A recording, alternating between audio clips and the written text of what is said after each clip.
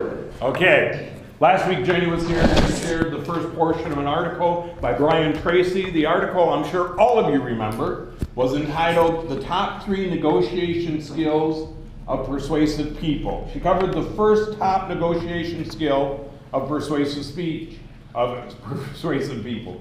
Today we're going to cover the other two. Does anybody remember what the first one was that she covered last week? I'm disappointed.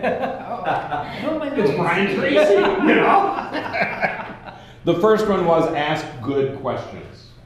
The importance of asking good questions. Some people are great at negotiating on their own interests, some are not. Which do you want to be? One of the main jobs in life, one that will lead to increasing levels of self-confidence, is become more effective in influencing others by learning great negotiation skills. Studies on effective negotiators show that most negotiators all have similar qualities and characteristics. What are they? The number one was ask good questions. Number two, be patient. Good negotiators are patient. They concentrate first on getting agreement on all the parts of the contract that the two parties have in common before they seek to settle other issues.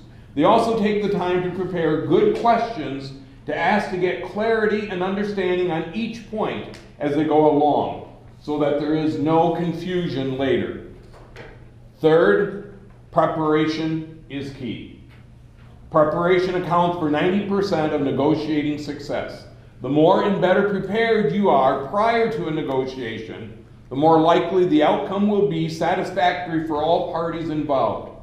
Preparation requires you to do two things. First, get all the information that you can about the upcoming negotiation. Second, think through the negotiation from the beginning to the end. Be fully prepared for anything that might happen to come up.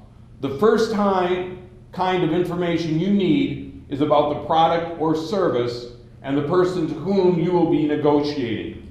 You obtain this information by choosing well thought out questions. In this sense, information becomes a form of power, and the power is always on the side of the person with the best information.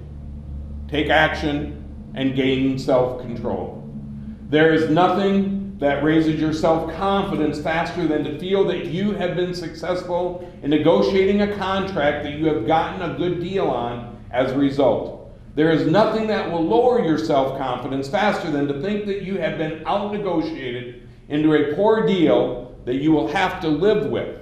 Therefore, negotiating skills are an important part of your self-confidence.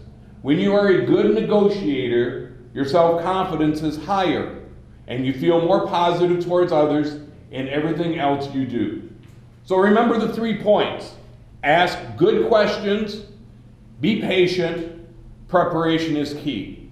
And I think this applies no matter what business you're in. I mean, they use the term negotiation. When I hear those terms, I think of someone like Andrew who's negotiating a contract. In the insurance end of things, we don't necessarily negotiate because what we present is what it is, and we can't, present something with a different price than what the company has. But those points still are very solid, and they apply to most any line of business that you might have.